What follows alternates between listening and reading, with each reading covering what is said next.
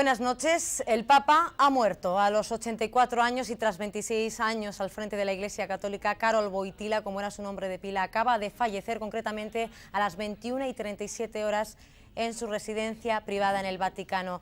Nos vamos rápidamente a Roma vía telefónica. Antonio Pelayo, cuéntanos la última hora.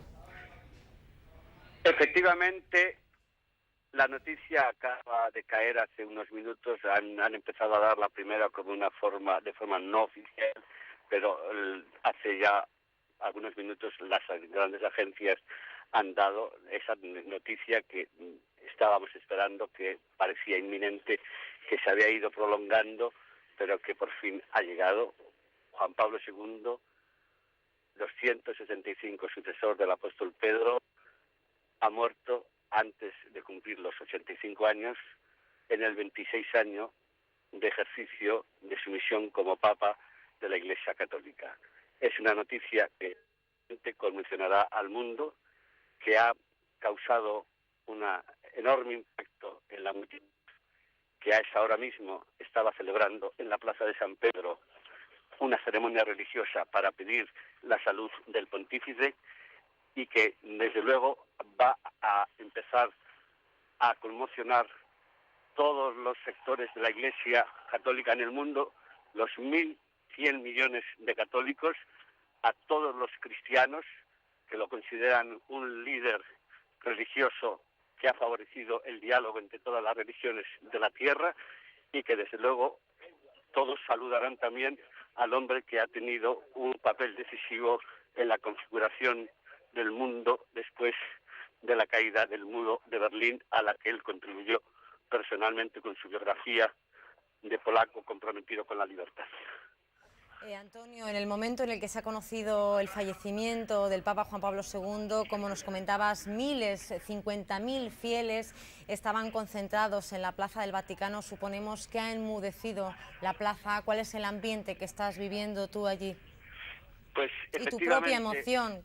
La plaza estaba ya muy emocionada, porque a lo largo de todo el día se habían ido acumulando, podríamos decir, los densos nubarrones que daban como irreversible el estado de salud de Papa Juan Pablo II. Pero, como siempre sucede en estos casos, hay quien no se resigna, hay quien cree todavía en la esperanza de lo imposible, del milagro, y en esa fuerza de la oración, de la plegaria en común, de los cantos, del apoyo, mucha gente todavía pensaba que Juan Pablo II no está ya de la otra parte de la vida. Sin embargo, todas las comunicaciones, las dos comunicaciones del portavoz vaticano Joaquín Navarro, eran ya muy tajantes y daban realmente a entender que las esperanzas eran mínimas, prácticamente mínimas.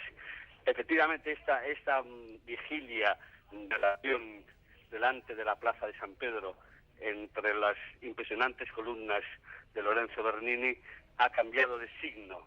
Ya no tiene sentido pedir por la salud del Papa, tiene más sentido ahora pedir por el futuro de la Iglesia, por ese nuevo Papa que será elegido dentro de pocas semanas, y tiene también sentido pedir por todos aquellos que en el mundo sentirán la ausencia de Karol Wojtyła como la ausencia de un miembro de la propia familia, como de alguien que ha significado mucho en la historia, por supuesto, de su país, Polonia, del continente europeo y del mundo entero sin excepción. Palpamos, Antonio, la emoción, esas lágrimas de las fieles que estaban concentrados en la Plaza de San Pedro. Palpamos también tu emoción, la emoción de todos, la emoción de todo el mundo, como bien decías, por la pérdida de ese hombre, por la muerte del Papa Juan Pablo II, que ha luchado hasta contra la muerte. Lo decías tú en una de nuestras conexiones en el último informativo. Tras 2 días de agonía, él decía que estaba tranquilo, que se acercaba la hora. Él era consciente de que se acercaba la hora, pero la verdad es que su lucha ha sido todo un ejemplo. Pues sí, porque realmente desde el jueves por la noche, cuando se le declaró la septicemia, los médicos ya dijeron desde el principio que eran sumamente escépticos sobre la posibilidad de que el Papa pudiese superar esta crisis. Pero eso, contrariamente a lo que los médicos mismos esperaban, el organismo de Karol Wojtyła resistía. ¿Por qué? Pues yo creo que por dos razones fundamentales. Primero, porque era el organismo de un hombre que hasta los 60 años prácticamente tenía una salud de hierro, había sido un hombre deportivo, atlético, un escalador de montañas, un recorredor de caminos, un hombre que había surcado los ríos de su país natal, que había jugado al fútbol, un hombre que había llevado una vida muy sana y que hubiera tenido seguramente una vejez aún más prolongada de la que ha tenido, 84 años, si no hubiera sido primero por el funesto atentado de mayo de 1981 que provocó devastadoras consecuencias en su organismo, y después sobre todo por 25 años de una actividad incesante a través del mundo, recorriendo 1.200.000 kilómetros, visitando más de 100 países, y aquí en Roma en una actividad incesante de audiencias públicas, privadas, de encuentros de estudio, de nombramientos de obispos,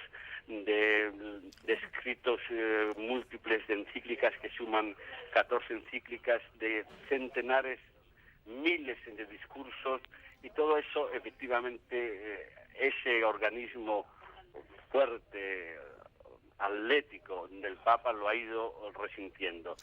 A ello se ha ido sumando después las enfermedades que todos conocemos, que él nunca ha ocultado, que la Iglesia nunca ha pretendido disimular: el mal de Parkinson, la artrosis, que han ido descabalgando sus músculos, que han ido haciendo estragos en su propio organismo, y a pesar de todo, llegado a los umbrales de la muerte, Juan Pablo II ha sido capaz de resistir horas, de resistir realmente días contra lo que ya los médicos consideraban inminente e irreparable.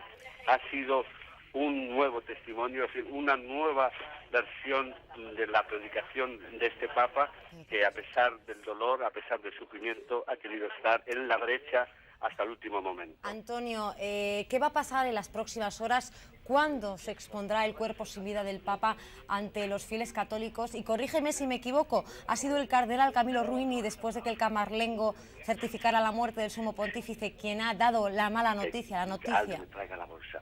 Pues mira, todos estos detalles que vamos a ir conociendo en el curso de las horas próximas están perfectamente delimitados por un documento, por una carta apostólica que publicó hace ya bastantes años el mismo Juan Pablo II, en el que se regula todo el periodo que se llama de sede vacante, por lo tanto desde la muerte del Papa hasta la elección del sucesor, el cónclave y todas las fases previas al cónclave. Antonio, perdóname un momento que te interrumpa. Si te parece, vamos a dar paso a esa información sobre todo el protocolo para la elección del nuevo Papa y los funerales, y enseguida, en unos instantes, volvemos a conectar contigo.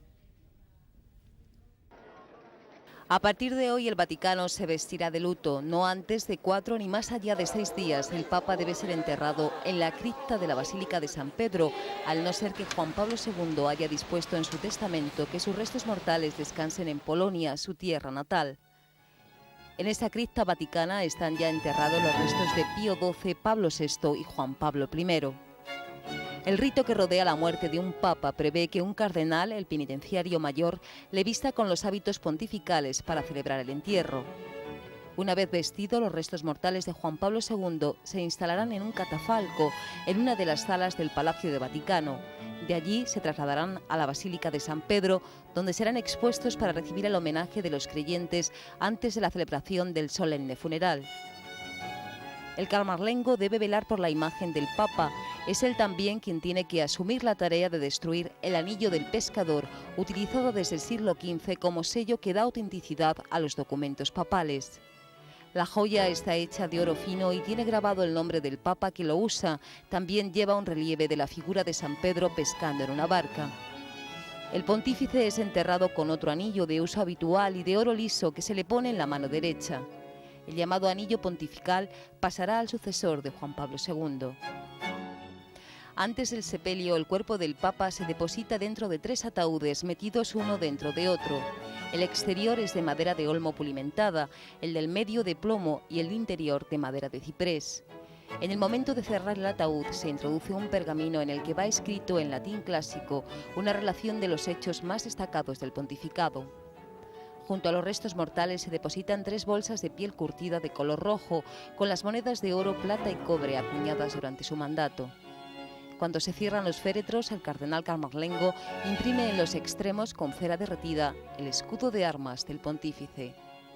El apartamento privado del Papa queda sellado hasta que pueda ser utilizado por el próximo pontífice, hasta que en la explanada de la plaza de San Pedro, tras la reunión del cónclave, una fumata blanca y una Habemus Papa nombre al sucesor de Karol Wojtyła.